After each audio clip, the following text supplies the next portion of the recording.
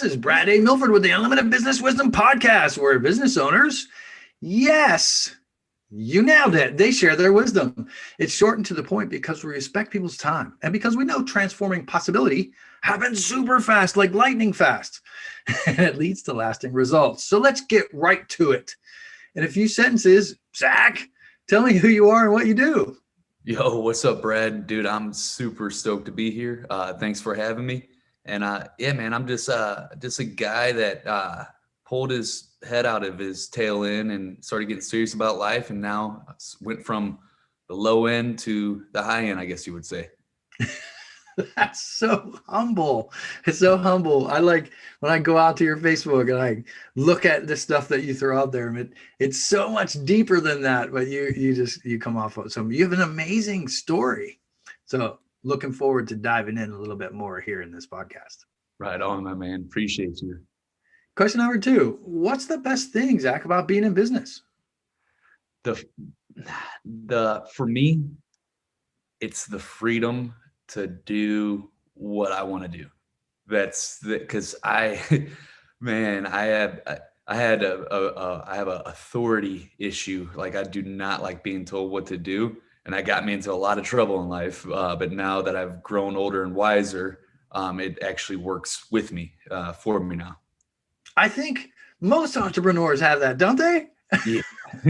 Many, I don't know about all, but many certainly do. I totally relate to that. I think I've been told that most of my life, Zach, to be quite candid and honest. So I totally relate, man. Amen to that.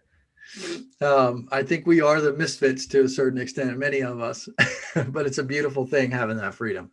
Amen to that, dude. I mean, it was all throughout my life, even in school.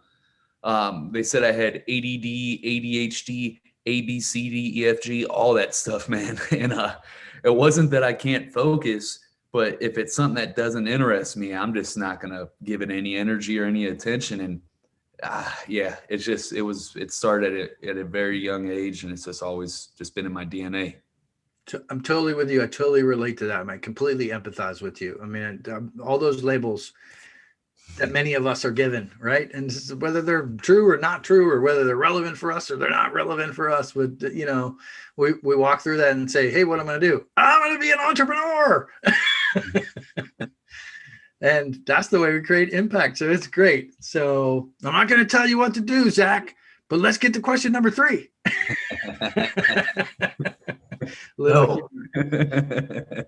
We hear from other business owners, they're getting so much business. Yes, now that the chaos is causing overwhelm sometimes for them. Would you share your thoughts on that with me, Zach? On too much business? Yeah. So I know you've been on a journey in your business, right? And many of us experience like this stage of growth where we're getting so much business that there's a little overwhelm, or it's just chaos, or you understand what I'm saying? Like, would you just share your thoughts on how do you break through that, or what that feels like? Any thoughts you have on the chaos causing overwhelm? Yeah. So I'm like the opposite of you. I'm like the go visionary idea. Let's do this, and this, kind of guy. And now that we have a world-class integrator on our team, Paul, which has been the biggest blessing to our company, he reins me in and he makes sure our back end's secure and that we can support the growth. That's huge. But now I've gotten more disciplined with it. Like, yeah, of course I want to grow all the time, but there's periods of maximization. That's the growth. That's when, like, whenever your systems are dialed in at your current level, then you can go and start the growth phase up again. And, you have stuff built out for that growth. And then you hit that ceiling again where it's like that chaos and stuff. And that's the time for optimization, where you peel back on the growth and all the new stuff and you optimize what you got to be able to support it. And then you start building it out for the next growth phase. And that's just a cycle of that. And that's like literally, it's not just with business. That's with working out. That's with, you can pretty much anything in life. That's how it works, is what I'm starting to see and realize myself. Yeah, I love it. I love it. And I see that creative in you, in the idea in you. And from when we've been in rooms together and everything, and it's amazing. I love what you bring to the table and how you serve. I think what a lot of entrepreneurs miss is the stabilization, right? They get to like optimization. They miss this. It's like stair stepping, right? And so we plateau and then we break through and then we got to stabilize and then we scale up again. So that's amazing, man. I'm really grateful that you shared that. Thank you very much. Appreciate you, man. Thank you, Brad. Question number 4. What other successful business owners, right like yourself, Zach, should be on the Unlimited Wisdom podcast? Right off the top of my head, I'm going to say Thomas Keenan with the Step It Up Entrepreneur podcast, Nate Bailey, the Championship Leader podcast. He's another good guest. There's a bunch of them. I'm having like a brain fart, like I'm connected with a whole bunch, but definitely Thomas Keenan and Jason Graybeal and Steve Taylor. They're at the Business and Brews podcast, and I could keep going on and on, but those are some people you should definitely talk to. I know. I love it because I know you have a whole long list of people in the podcast space. So I appreciate you tossing out some names, Zach. Let's get to some wisdom. What do you think? Oh yeah, absolutely, man. Let's go. So what piece of let's do it. This is your chair, your chance to, how it's said all over the internet, like value, right? Like what piece of wisdom, I like to call it wisdom, piece of wisdom, something from your experience that you would share with other business owners, Zach? Yeah.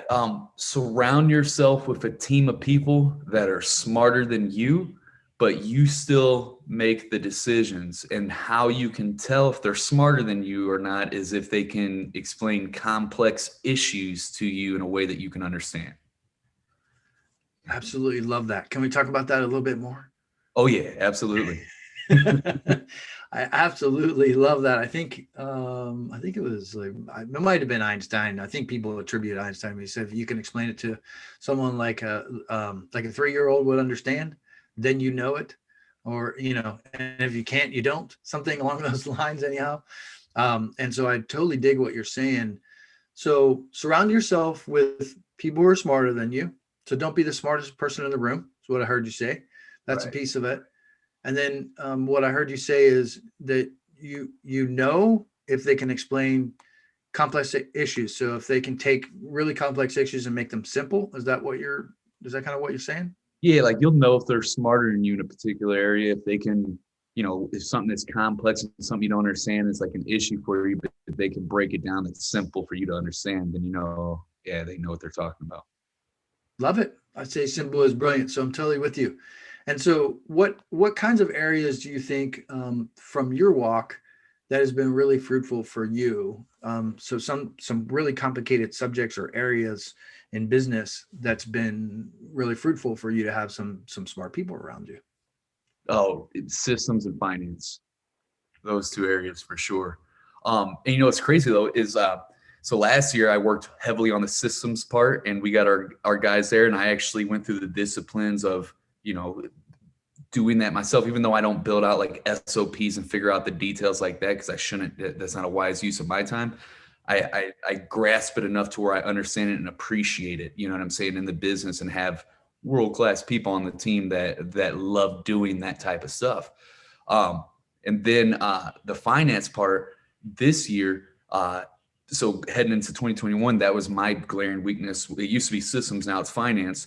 But now, like, I've been so deep on the finance and stuff, and like, dude, I mean, just like a simple book, Dave Ramsey's Total Money Makeover, dude. I was like, dude, this is just simple stuff. I just never thought of money this way before. I never thought, oh, you don't you don't go into debt. You don't get a car loan out. You just pay for it in cash, and it's just like so simple, man. But yeah, man, so that's a huge area. And what I'm realizing is that, yes, it was a weakness for me heading into the year, but I think finance might actually could end up being a strength of mine soon after deliberate practice and whatnot. But yeah, I'm excited about it is what I'm trying to get at. Yeah, I love it.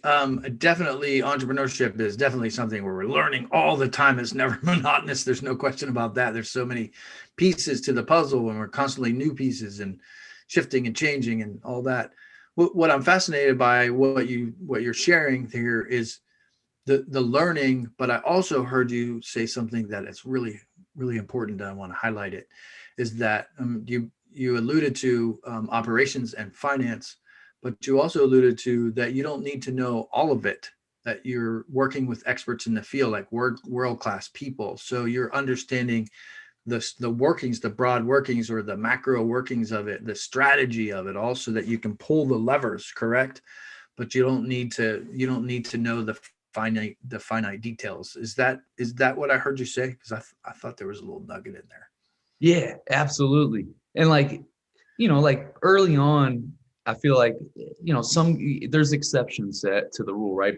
But most entrepreneurs early on are gonna, if you're the visionary in your business or whatnot, you're gonna still have to do the operations in the beginning and build out the initial systems and then bringing on the right people. And so when I was at that phase, that's where I had to learn the systems part of it, when we started having a client, service-based model. And you need systems and procedures in place, or else Yes. Sing it, Zach. Sing it. or else your life is just going to be miserable without it. And it's going to be a lot of headache and just putting out fires all day long. And that's no fun. But, I had to go through that phase and learn that tough lesson and then be able to develop the skill and then understand, like, okay, now let's go out and get some people that love doing this part of it. And then I could still know what the system, what the process is, but I don't have to go and build out all the details. I can have it shown to me, so I know I have a high level understanding of it, and then you know your company inside and out. I love it. I love what you're saying. This is really singing my language and speaking my language, because I love systems so much. But this isn't about me. But the automations, the integrations, like, I just love that stuff. Some people do, some people don't. I can't tell you how many entrepreneurs or people who call themselves entrepreneurs, maybe if it's you listening, that don't have any systems. They don't have a sales plan. They don't have an operational plan. They don't have a discovery plan, a lead gen plan. Like, they don't have any systems. And I'm like, wow, how are you going to get to seven figures that way? I want to highlight and showcase what you do, man. You have some amazing things going on in your business. So will you just freely share, like, tell me a little bit about your journey, man. What do you have going on, and what kind of cool ways are you serving people right now in the service business? Thanks, man. Appreciate that. Yeah, dude. It's crazy cool because right now I'm going through like a major evolution. I'm later on launching this brand that's going to be something completely different from what we're doing now. It's a completely different industry, all that, and I'm super excited about it. But I'm also still excited about what we have right now. That's really awesome that we created. But a real quick high level Cliff Notes version of it. I did over 5 years of my life in prison, being a knucklehead. Went back 20 days before my kids were born. For everyone. Yeah. Went back 20 days before my twin sons were born, man. And that's when I decided, hey, I'm done. I got out, became an entrepreneur, got laughed at for 3.5 years straight for trying to become an entrepreneur. And then launched a podcast, Underdog Empowerment. It took off right out the gate. I was starting to have success, but I wasn't like making, I was making like $200 to $800 a month affiliate income, and that's it. Nothing to write home about. But I was trying all these things and I just couldn't figure it out. That's the beginner part of it.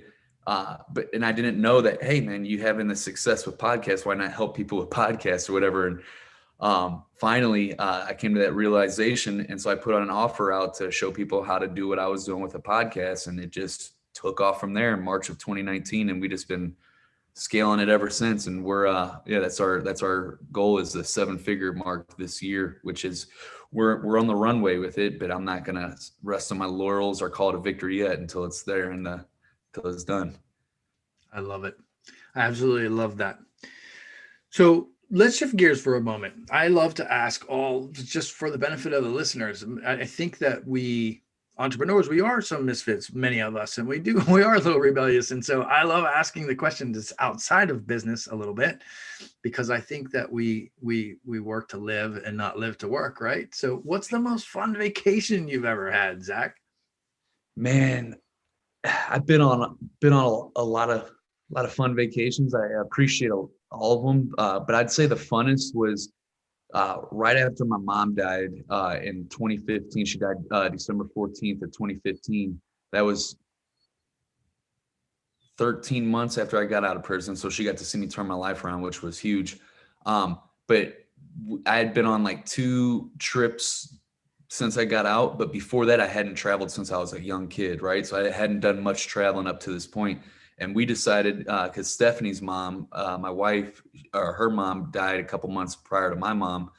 And we decided, hey, let's pack all of our kids up in the car and drive down to Florida for New Year's. And so we did that and went to Disneyland, Disney World on New Year's Day. And we stayed at Daytona, and it was like the coolest trip ever because it was like the first one. And it was just like, yeah, man, we had a blast. And there's like that old amusement park in Daytona that we were hanging out at and had a bunch. It was, I mean, like, it was old little rides or whatever, but it was cool though. It was awesome, and the kids loved it. And yeah, that one will always be special to us. I love it. I love it. Family time, Florida, fun together. It's great stuff. Zach, I appreciate you being here. I know you have some amazing things coming. You're working on some amazing stuff now. And so I just appreciate the investment of your time and you just showing up and just sharing time with me, my man, and with all the listeners and people watching. I really just appreciate you being here. What's the website or the podcast or the social media when somebody hears this and they're like, you know what, that guy brings it real. He's authentic. He's just, sharing from his heart.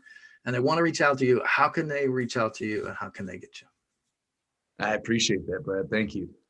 Definitely the podcast, Underdog Empowerment. I'd recommend that. It's on pretty much any platform that you listen to podcasts on. But to make it simple for everyone, you can just go to underdogempowerment.com. And yeah, the podcast stuff is all on the front page. All my social media is all there. It's definitely the best spot to get a hold of me.